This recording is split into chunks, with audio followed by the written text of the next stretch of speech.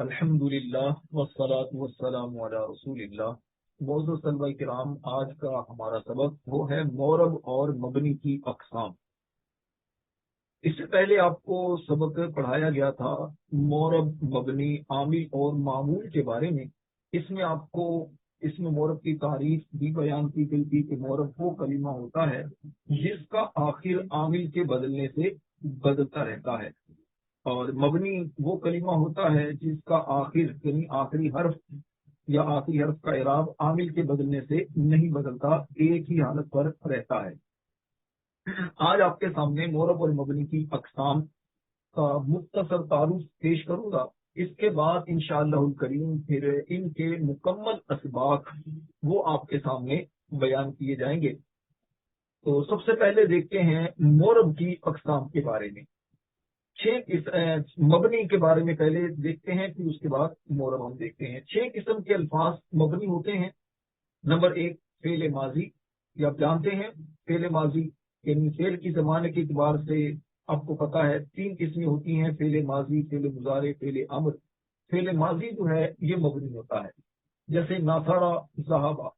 فعل ماضی معروف 3 وزن پر آتا ہے: فاعلہ، فعیلہ، فاعولہ۔ اور فعل ماضی مجہول 1 وزن پر آتا ہے، ثلاثی مجرد سے فعیلہ کے وزن پر۔ اس کی تفصیل آپ کو جو صرف کے اسباق پڑھائے گئے ہیں اس میں آپ کو بیان کی جا چکی ہے۔ دوسرا ہے امر حاضر معروف۔ امر حاضر معروف یہ بھی مبنی ہوتا ہے۔ مبنی ہونے کا مطلب یہ ہے کہ اس سے پہلے اگر کوئی بھی عامل آئے تو اس میں کوئی بھی عمل نہیں کرتا، جیسے انصر فعل امر حاضر معروف، اذهب فعل امر حاضر معروف، ٹھیک ہے۔ انصر مدد کر ایک مرد، اذهب جاء، ناصرہ مدد کی اس نے، ذهب گیا وہ ایک مرد۔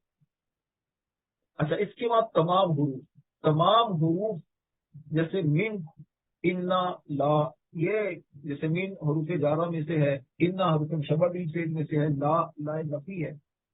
اچھا، یہاں پر تمام حروف کہا گیا تو تمام حروف میں دونوں طرح کے حروف آ جاتے ہیں، یعنی حروف تہجد وغیرہ یہ بھی آ جاتے ہیں، اور حروف معانی جیسے حروف جارہ ہیں، ٹھیک ہے، حروف مشبہ بالفعل ہیں، اور دائنفی جنس ہے۔ اس طرح کے جو بھی حروف ہیں، یعنی تمام جو حروف ہیں یہ سارے کے سارے مبنی ہوتے ہیں۔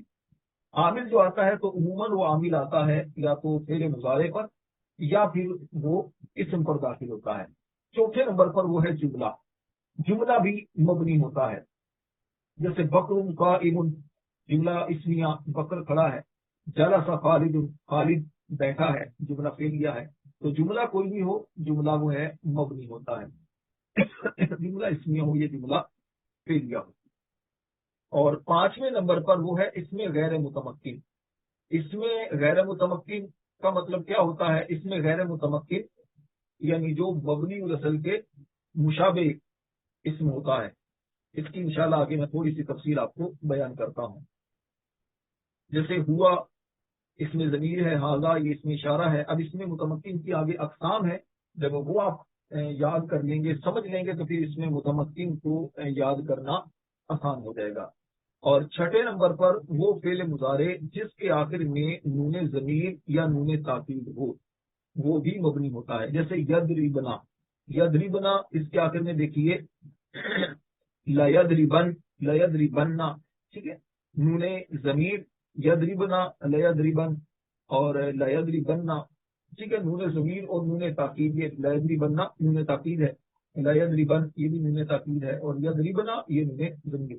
تو نون ضمیر ہو یا نون کیا کہتے ہیں نون تاکید جس فعل مضارع کے آخر میں آئے تو وہ فعل مضارع کے وہ صیغے جو ہوتے ہیں وہ مبنی کہلاتے ہیں۔ مبنی ہونے کا مطلب یہ ہے کہ اس سے پہلے اگر کوئی عامل آئے تو اس میں کوئی عمل نہیں کرتا، یعنی اس سے پہلے چاہے نصب دینے والے حروف آئیں یا جزم دینے والے حروف آئیں تو اس میں کسی طرح کا عمل نہیں کرتے۔ یہ 6 قسم کے الفاظ مبنی ہوتے ہیں، اسے اچھی طرح ذہن نشین کر لیں۔ پہلے جو 3 چیزیں ہیں جیسے فعل ماضی، امر حاضر معروف اور تمام حروف، ان کو کہتے ہیں مبنی الاصل، ان تینوں کو مبنی الاصل کہتے ہیں۔ اور اس کے بعد اس میں غیر متمکن کو مشابہ مبنی الاصل کہتے ہیں، ٹھیک ہے۔ اس میں غیر متمکن کا دوسرا نام ہے مشابہ مبنی الاصل۔ مشابہ مبنی الاصل کئی طلبہ کو سمجھ نہیں آتا، یہ میں آگے انشاءاللہ آخر میں آپ کو سمجھاؤں گا تو اچھے انداز سے سمجھ آ جائے گا۔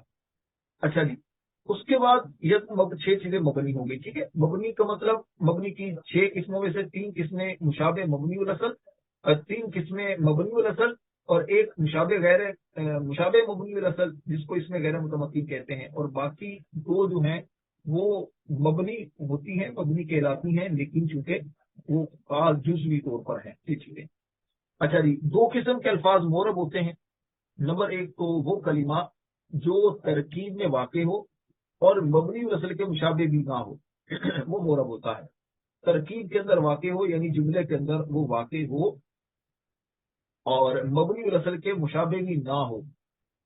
تو اب ترکیب میں واقع ہو, جیسے خزالہ زید الکلام, زید نے مختصر کلام کیا. اب اس مثال میں زید جو ہے یہ ہے مورب. اچھا, مورب کب ہے؟ جب یہ ترکیب کلام میں واقع ہوگا. اب ترکیب کے اندر یعنی کلام کے اندر, عبارت کے اندر یہ چونکہ استعمال ہو رہا ہے تو اب یہ مورب ہے. لیکن اگر ترکیب کلام میں یہ واقع نہیں ہوگا, الگ سے یہ ہوگا, تو ایسی صورت میں یہ غیر مرکب ہوگا. ٹھیک ہے, غیر مرکب ہوتا ہے. اور اگر اس کے ساتھ عام ترکیب میں واقع ہوگا تو مورب ہے, اور اگر ترکیب میں واقع نہ ہو, الگ ہو, تو پھر یہ مبنی ہوتا ہے. جیسے صرف زیدن آپ اگر کہتے ہیں, صرف زیدن, تو اب ترکیب کلام میں واقع نہیں, صرف زیدن کہتے ہیں, تو پھر یہ کیا کہتے ہیں, مبنی ہوگا. اچھا جی, اس کے بعد دوسرا کیا ہے, وہ فعل مضارع جو نون ضمیر اور نون تاکید سے خالی ہو, یعنی جس کے آخر میں نون ضمیری بھی نہ آئے اور نون تاکید بھی نہ آئے. جیسے ینصرو. اب ینصرو میں دیکھیے مدد کرتا ہے, مدد کرے گا وہ ایک وقت فعل مضارع ہے, اس کے آخر میں نون ضمیر بھی نہیں, نون تاکید بھی نہیں. تنصرینا, تنصرینا صیغہ واحد مؤنث آتی. ٹھیک ہے, مدد کر تو ایک عورت. تو اب اس کے اندر کیا ہے, مدد کرتی ہے تو ایک عورت. اب اس میں تنصرینا میں نون, یہ نون اعرابی ہے, نون ضمیری نہیں ہے. نون ضمیری اور نون اعرابی, اس کی تفصیل, اس کا فرق یہ آپ کو میں سمجھا چکا ہوں پہلے, تو اس کو اچھے انداز سے دیکھ لیجیے گا. اس کے بعد اس میں غیر متمکن کا, جس طرح میں نے کہا, اس میں غیر متمکن کا دوسرا نام مشابہ مبنی الاصل, اس کو اچھے انداز سے سمجھ لیں. اس میں غیر متمکن یعنی مشابہ مبنی الاصل, مشابہ مبنی الاصل یعنی وہ اسم جو مبنی الاصل کے مشابہ ہو. اس کی کئی اقسام ہیں. ٹھیک ہے, جن میں سے بعض اقسام میں آپ کے سامنے بیان کر رہا ہوں. بعض کتنی اقسام ہیں؟ بعض ہیں جناب 8. ٹھیک ہے, تو اب پہلی قسم کیا ہے؟ اس میں ضمیر. اس میں ضمیر انشاءاللہ ضمائر کا پورا سبق آپ کو جب پڑھاؤں گا تو پھر اچھی طرح ضمیر کی آپ کو سمجھ آ جائے گی کہ ضمیر منفصل بھی ہوتی ہے, یعنی جو الگ الگ پڑھی جاتی ہے, جیسے انا, انتا ہوا, یہ ضمیر منفصل ہے. اور ضمیر متصل بھی ہوتی ہے, یعنی جو ضمیر ملی ہوئی ہوتی ہے. پھر ضمیر بارز بھی ہوتی ہے جو ظاہر ہوتی ہے. پھر ضمیر مستتر بھی ہوتی ہے. ٹھیک ہے, پھر ضمیر کی اور بھی کئی اقسام ہیں. ضمیر مرفوع, مرفوع متصل, منصوب منفصل وغیرہ. دوسرے نمبر پر اسم اشارہ. اسم اشارہ کا بھی مکمل سبق ہے, اسماء اشارات والا, انشاءاللہ یہ بھی آپ کو پڑھاؤں گا. اسم اشارہ کیا ہوتا ہے؟ اسم ضمیر کے قریب وہ اسم جو غائب, حاضر و متکلم پر دلالت کرے. ٹھیک ہے, اور اسم اشارہ وہ اسم جس کے ذریعے آپ اشارہ کرتے ہیں. اب وہ اشارہ قریب والا بھی ہو سکتا ہے, دور والا بھی ہو سکتا ہے, مذکر چیز کو بھی اشارہ کیا جا سکتا ہے, مؤنث چیز کو بھی, یعنی میل اور فیمیل کو. جیسے ہاذا, یہ. ٹھیک ہے, ذالکا وہ, ہاذا قریب کے لیے اشارہ ہوگا یہ چیز, اور ذالکا وہ چیز. اچھا جی, اس کے بعد تیسرے نمبر پر وہ ہے اسم موصول. اسم موصول کیا ہے؟ اسم موصول یہ بھی انشاءاللہ مکمل آپ کو سبق میں پڑھاؤں گا. اسم موصول کا مطلب سادہ سا یہ سمجھ لیجیے کہ وہ اسم جس کے بعد ایک جملہ آئے اور وہ جملہ اس کا صلہ بنتا ہے. جیسے الذی, الذی یہ اسم موصول ہے, اور ہمیشہ ان کے بعد جملہ آتا ہے, اور جملے کے اندر ایک ضمیر ہوتی ہے جو اسم موصول کے مطابق ہوتی ہے. باقی تفصیل انشاءاللہ جب سبق پڑھاؤں گا تو اس میں آپ کو میں بیان کروں گا. چوتھے نمبر پر وہ ہے اسم استفہام. استفہام یعنی کوشچن کرنا. ٹھیک ہے, اسم استفہام جیسے اینا, کہاں, متا, کب. تو اب ایسا اسم جس کے ذریعے آپ سوال کرتے ہیں, یہ بھی کیا ہوتا ہے؟ مشابہ مبنی الاصل ہے. اب مشابہ کیسے ہے, آپ مبنی الاصل کے کیسے مشابہ کہیں گے؟ تو یہ آپ کو مشابہت کی صورتیں میں آخر میں بیان کروں گا, 4 صورتیں, تو اس سے آپ کو بآسانی سمجھ آ جائے گی. جی, 5ویں نمبر پر وہ ہے اسم شرط. اسم شرط کا مطلب کیا ہوتا ہے؟ کہ جس سے ان کے شرط اور جزا, یعنی اگر تم کرو گے تو میں کروں گا, اگر اس نے یہ کیا को वो करेगा। जैसे मन मन का माना मन माँ, ठीक है। मन लल्लज़ी यशफ़अउ इंदहु, मन लल्लज़ी यशफ़अउ इंदहु कि कौन है जो शफाअत करेगा। ये तो खैर वो इस्तिफाम के तौर पर है। मन इस्तिफाम के तौर पर भी इस्तेमाल होता है और इसमें शर्त के तौर पर भी। इस तरह माँ, माँ ये गैर अज़मी उकूल के लिए, यानी जो अकल वाली चीजें नहीं होती, गैर अकल चीजें होती हैं उनके लिए, और मन अकल वाली चीजों के लिए इस्तेमाल होता है, जैसे इंसानों के लिए। उसके बाद इसमें ज़र्फ, ये भी मबनी असल के मुशाबे होता है। इसमें ज़र्फ क्या होता है कि जिसके अंदर वक्त की बात होती है या जगह की बात होती है। जैसे इस इज़ा, इसका माना जब, जिस वक्त। और 7वें नंबर पर इसमें किनाया। इसमें किनाया क्या है? इशारा, कितना, सॉरी किनायतन, जैसे बाजू कम, इतना, कजा, इतना इतना इतना वगैरह। तो इसकी तफसील भी इंशाल्लाह मुकम्मल सबक आपको पढ़ाया जाएगा। उसके बाद इसम फेल। इसम फेल का मतलब क्या होता है कि वो होता इसम है लेकिन फेल के माना में होता है, इसको कहते हैं इसम फेल। इसका भी अस्माउल अफ़आल का मुकम्मल सबक है। जैसे हई, हाथा, हैया।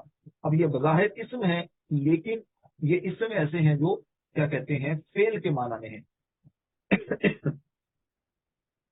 अच्छा जी, याद रखिए इसमें गैर मुतमक्किन यानी मुशाबे मबनी असल के अलावा तमाम अस्मा जो हैं वो मुतमक्किन यानी मोरब होते हैं। देखिए दो चीजें होती हैं, एक होता है मुतमक्किन, एक होता है गैर मुतमक्किन। मुतमक्किन जो इराब को कबूल करने वाला होता है वो मोरब होता है, और गैर मुतमक्किन जो इराब को कबूल करने वाला नहीं होता वो मुशाबे मबनी असल कहलाता है, वो इसमें गैर मुतमक्किन।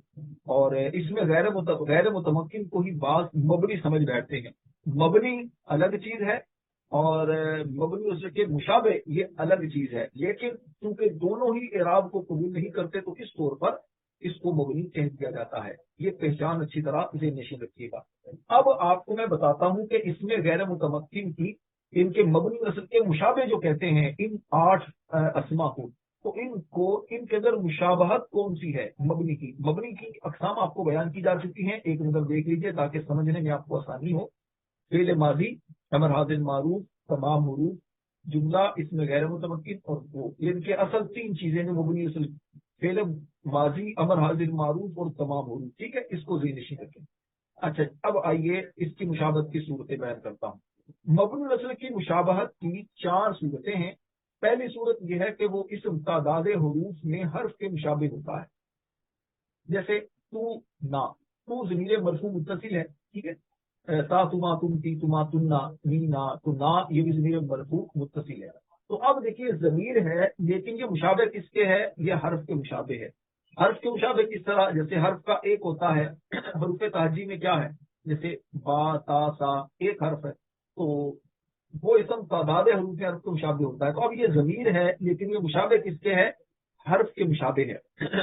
यानी तादाद हरूफ में हर्फ के मुशाबे है, तो इस मुशाबहत की वजह से इसको कहा जाता है मुशाबे मबनी असल। इसमें ज़मीर को मुशाबे मबनी असल कहने की वजह क्या है कि ये तादाद हरूफ में हर्फ के मुशाबे होता है। इसमें से दूसरे नंबर पर वो इस फेल के कायम मकाम होने और आमिल का असर कबूल ना करने में मबनी असल के मुशाबे होता है। वो इसम फेल के कायम मकाम होने में, जैसे नजाली, नजाली इन जिल के माना में है, फेल अमर के माना में।